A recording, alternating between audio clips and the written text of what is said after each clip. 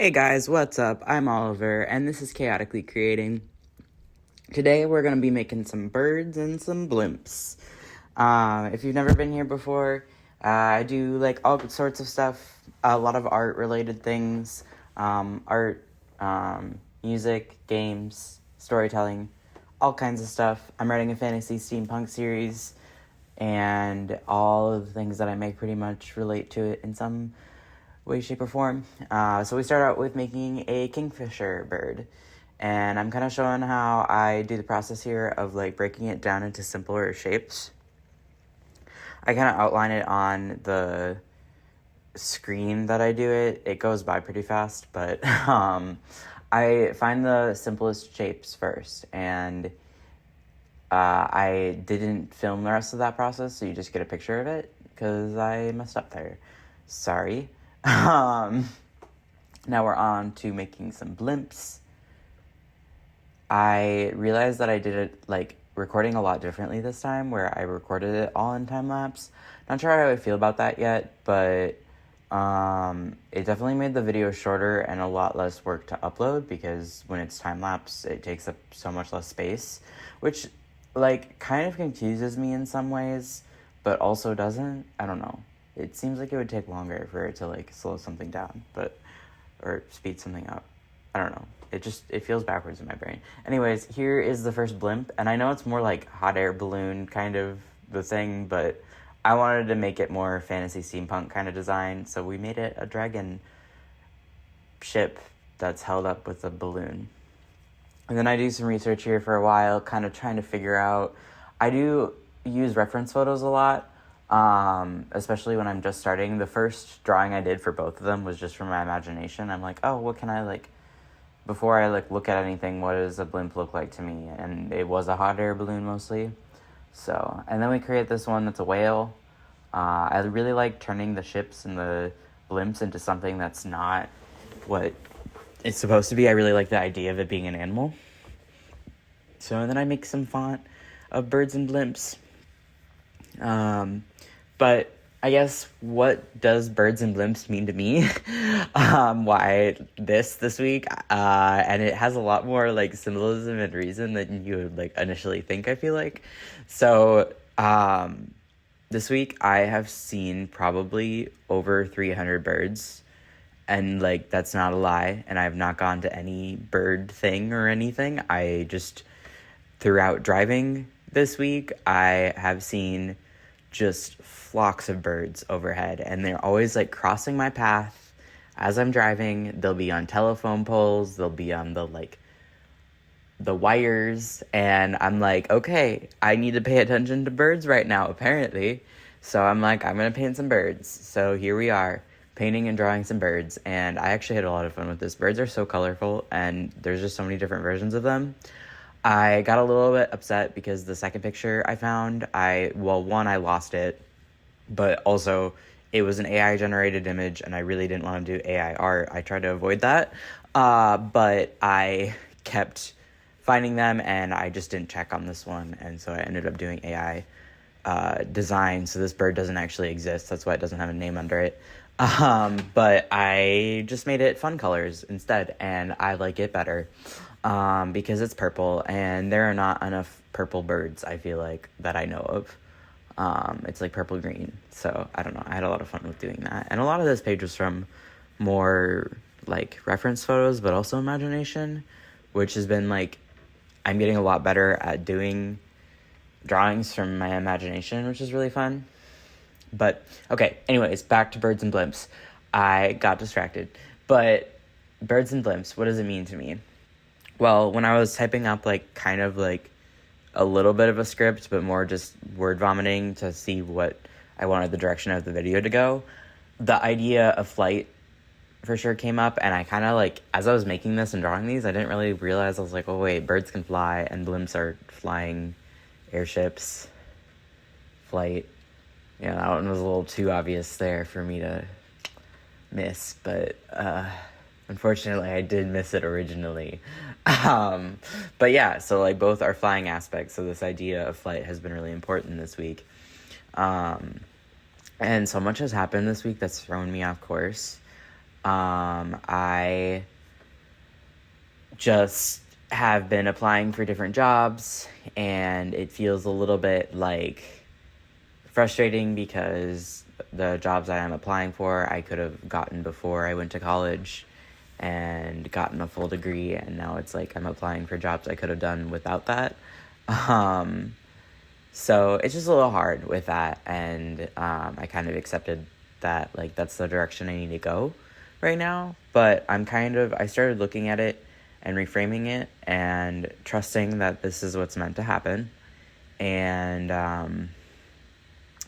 that what if there is an opportunity in the people that I can meet here. One of the jobs I applied for was Michael's, so it's an art store, and so it's like, what opportunities could I get from the people, the relationships that I meet through this? And all of a sudden it turned an experience that I wasn't really looking forward to into something that I was like, wait, actually, like, that could be really valuable, and I could really learn from that. So I don't know, it's a change of perspective, and that's what flight is. Like,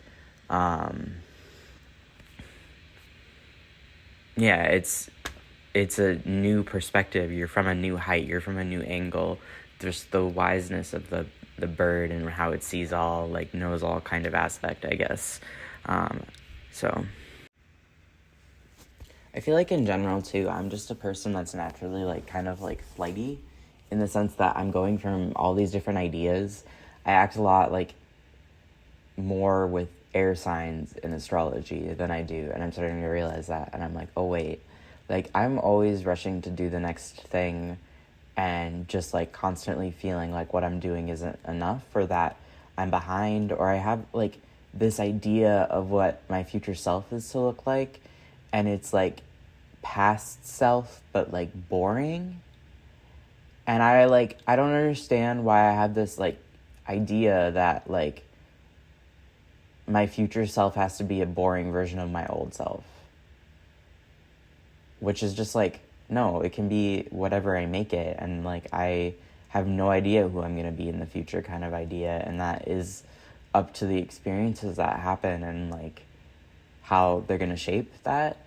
And I don't know, it kind of came up as I was just like pausing between clips here of just how like flighty of a person I am, from jumping from all these different ideas, connecting all these different things. And I kind of love and hate it at the same time, because it's kind of a superpower in the sense that I can connect like one thing to another. Doesn't matter how obscure they are, can probably figure out a path to get there that makes some form of sense. It might take quite a few steps to get there, but I'll get there eventually. But that's like, I don't know, it's just, I think it's really fun doing that and being able to connect A to B in such a roundabout way sometimes. And it's just a lot about being able to visualize it all, I guess. But yeah, I had a lot of fun making these. But even while I was making them, I was like getting really antsy the entire time. I was like, okay, like I want to do the next thing, and I just want to be done with this, and I want to like get the video out. And I'm like, why?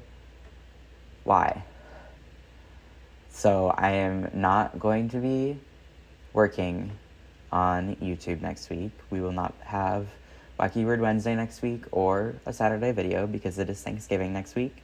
So I am taking the time to take an actual break. But for me, a break is a really hard thing because I live, breathe, and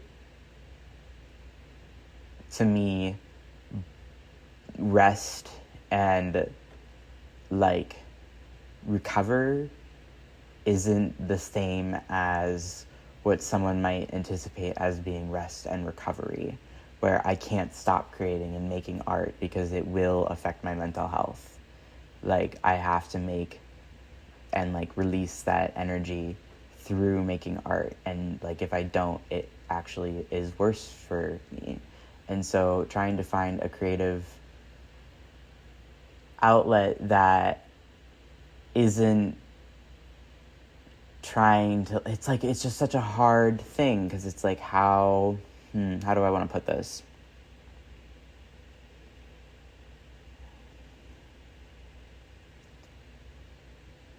I like lost my train of thought, and now I'm trying to fill it with stuff because I don't want there to be a huge pause in the video, but I'm trying to think.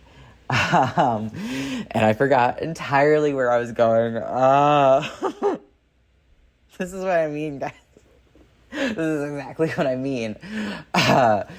Do we actually answer the question of what birds and blimps mean to me? Oh, I had 4 airplanes fly over me while I was driving, so that's why the blimps added.